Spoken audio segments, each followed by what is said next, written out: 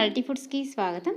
ఈరోజు నేను అల్లం టీ తయారు చేస్తున్నాను. దానికి కావాల్సిన పదార్థాలు, తయారీ విధానం మనం ఇప్పుడు చూద్దాం. ఈ వీడియోని స్కిప్ చేయకుండా చూడండి. అల్లం,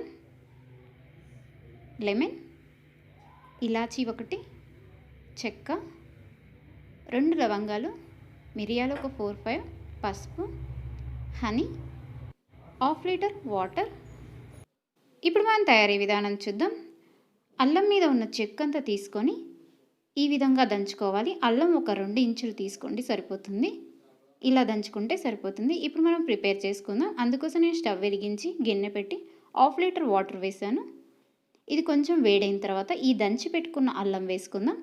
అలాగే దంచి పెట్టుకున్న మిరియాలని కూడా వేసుకుందాం. ఒక 4-5 సరిపోతుంది. లవంగాలు 2, చెక్క, ఇలాచి, పసుపు ఒక 1/2 టేబుల్ స్పూన్ వేసుకొని ఇదంతా బాగా కలుపుకోవాలి. ఇది సిమ్లోనే బాయిల్ అయ్యేలా చూసుకోండి. ఒక 4-5 మినిట్స్ బాయిల్ అయిపోతే సరిపోతుంది. దగ్గు జలుబు వచ్చిన వాళ్ళకి ఈ అల్లం టీ తాగడం వల్ల చాలా తొందరగా తగ్గిపోతుంది. మన ఇమ్యూనిటీ కూడా బాగా పెరుగుతుంది ఇది తాగడం వల్ల. అండ్ చేసుకోవడం చాలా ఈజీ, చాలా టేస్టీగా కూడా ఉంటుంది. ఈ వీడియో చూసిన వాళ్ళు ఖచ్చితంగా ట్రై చేసి నాకు కామెంట్స్ చేసి చెప్పండి మీకు ఎలా వచ్చిందో. అలాగే ఇప్పుడు మనం ఒక కప్పులో ఒక 2 టేబుల్ స్పూన్స్ మనం హనీ వేసుకుందాం.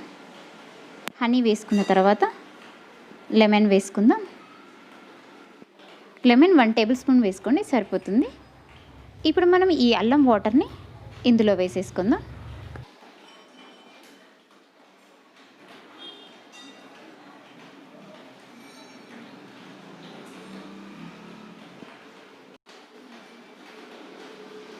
ఇప్పుడు మనం ఇదంతా బాగా కలుపుకోవాలి.